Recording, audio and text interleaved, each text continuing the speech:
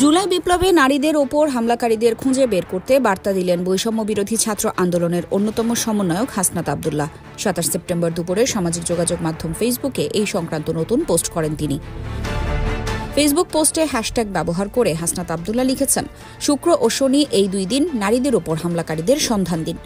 পোস্টের কমেন্টে গিয়ে তিনি আরও লিখেছেন, জুলাই বিপ্লবে নারীদের ওপর হামলাকারীদের বিভিন্ন ঘটনার ভিডিও বা ছবি শেয়ার করুন এবং এই হ্যাশট্যাগ দেশব্যাপী ছড়িয়ে দিন। নারীদের ওপর হামলা হওয়া জুলুমের প্রতিবাদ গড়ে তুলতে সহযোগিতা করুন। গত 15 জুলাই কোটা সংস্কার আন্দোলনের বিক্ষোভ সমাবেশে হামলা করেছিল ছাত্রলীগ। ঢাকা বিশ্ববিদ্যালয় উপাচার্য ভবনের সামনে ছাত্রলীগের হামলায় অন্তত 50 জন আন্দোলনকারী শিক্ষার্থী আহত হয়েছিলেন বলে জানিয়েছেন শিক্ষার্থীরা। তবে আহতের সংখ্যা আরও বেশি হতে পারে বলে আন্দোলনকারী শিক্ষার্থী কয়েকজন জানিয়েছেন। এদিন নারী ও পুরুষকে নির্বিশেষে হামলা চালায় ছাত্রলীগ। শুধু ঢাকা বিশ্ববিদ্যালয় নয়, পুরো দেশ জুড়ে এই হামলা চলে বলে জানান হাসনাত আব্দুল্লাহ। তাছাড়া কোটা সংস্কারের এক দফা দাবিতে আন্দোলনের রাজধানী ইডেন মহিলা কলেজের শিক্ষার্থীদের ওপরেও হামলার অভিযোগ উঠেছে শাখা ছাত্রলীগ নেতাদের ওপর।